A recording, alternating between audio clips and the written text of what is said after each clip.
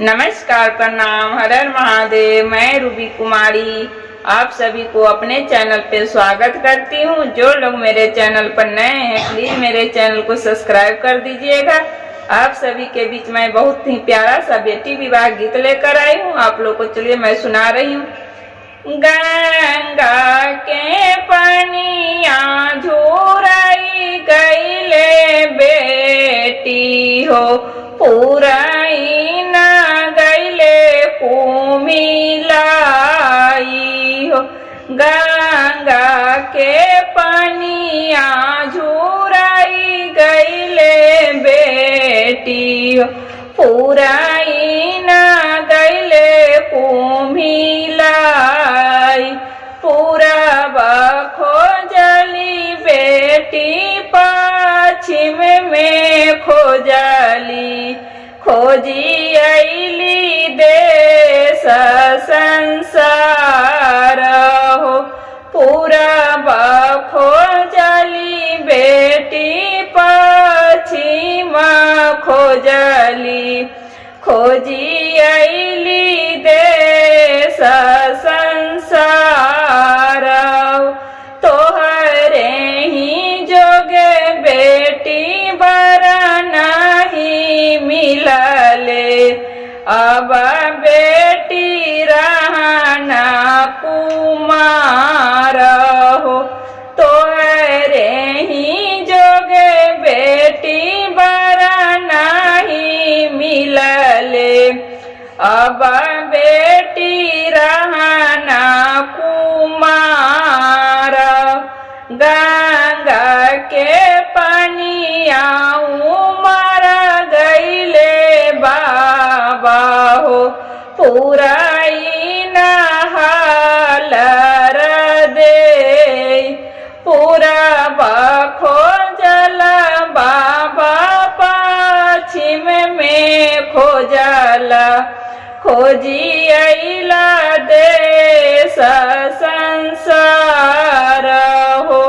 पूरब खोजल बाबा पश्चिम में खोजल, खोजी अइला देश संसार हो।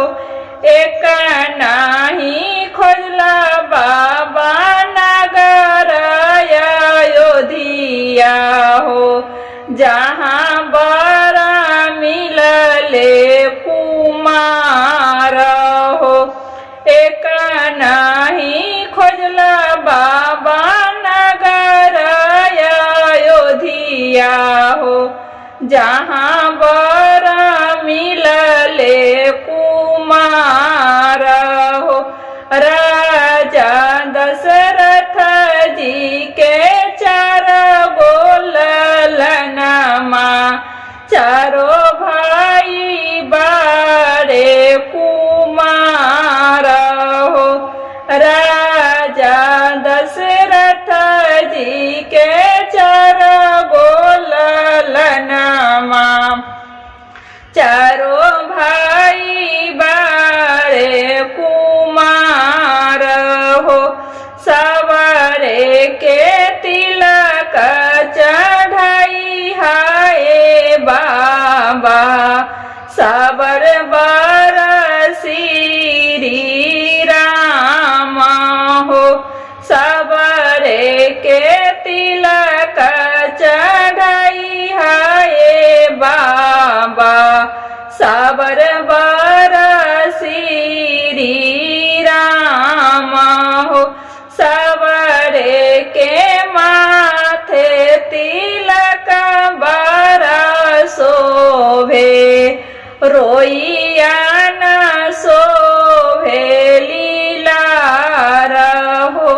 सवरे के माथे तिलक कबर शोभे, रोया न शोभे लीलार हो।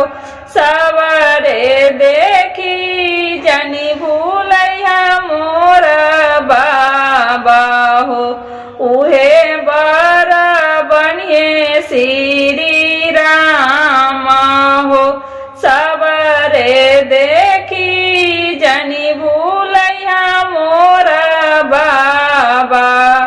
उहे बरसी राम हो। गंगा के पनिया झुराई गईले बेटी हो। पुराई न गईले कुम्हिला